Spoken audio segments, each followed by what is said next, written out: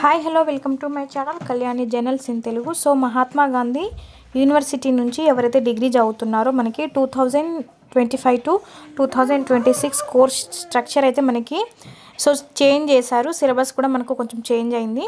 So ఒకసారి syllabus ఏ విధంగా ఉందో మనం చూద్దామండి. థర్డ్ సెమ్ అంటే ప్రజెంట్ ఈ వీడియోలో first semester and second semester వాళ్ళకి చెప్తాను. ఆ తర్వాత స్టెప్ బై స్టెప్ ఒక్కొక్కటి ఎక్స్ప్లెయిన్ చేస్తాను. చూడండి, మీకు విత్ ప్రూఫ్తో సహా చూపిస్తున్నాను.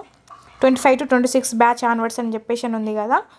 సో చూడండి, బీఎస్సీ మ్యాథమెటిక్స్ కోర్స్ స్ట్రక్చర్ అని చెప్పేసి ఉంది. చూడండి, మనకు ఒకసారి ఫస్ట్ సెమిస్టర్కి డిఫరెన్షియల్ ఈక్వేషన్, సెకండ్ సెమిస్టర్ వాళ్ళకి real analysis, third semester differential and vector calculus, fourth algebra, fifth linear algebra and sixth one వచ్చేసి మనకి ఇక్కడ 3 ఆప్షన్స్ ఉన్నాయి. Numerical analysis or integral transforms or analytical solid geometry ఉంది. Next ఇది SEC course and MDC కోర్సులు అండి ఇవి మనకి.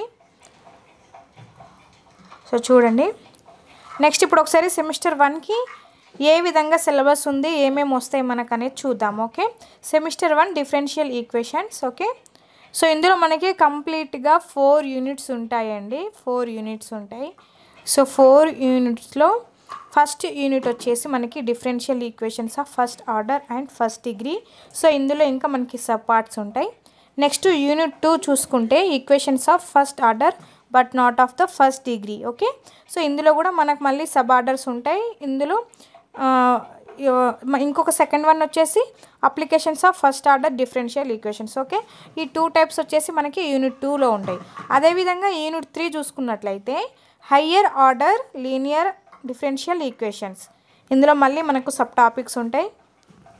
And unit 4 method of variation of parameters. So ఇంకా సబ్ టాపిక్స్ ఉంటాయి, ఒకసారి చూడండి. అండ్ ఎప్పుడైనా సరే మీరు టెక్స్ట్ బుక్స్ని ఫాలో అవ్వండి. మనకు మనం ఇది మ్యాథ్స్ చేసేటప్పుడు ఏంటంటే మనం టెక్స్ట్ బుక్స్ ఫాలో అయ్యి ఎగ్జాంపుల్స్ చేస్తే మనకు ఎక్కువ గుర్తుకుంటుంది. అంతేగాని మనం మెటీరియల్స్ ఫాలో అయితే అసలు మనకి ఏం అర్థం కాదు. ఒకవేళ అర్థమైనా కూడా అది జస్ట్ మనం ఎగ్జామ్ రాసేంత వరకే మనకు ఉంటుంది. కానీ ఆ తర్వాత ఇది మన రియల్ ఎక్స్పీరియన్స్లో పెట్టాలంటే మాత్రం చాలా కష్టము. సో మనకి ఇక్కడ మనం సెమిస్టర్ 1లా ఎట్లా పాస్ అవ్వాలి ఏంటిది అనేది కూడా నేను మీకు ఒక వీడియో చేసి పెడతానండి. And thank you for watching.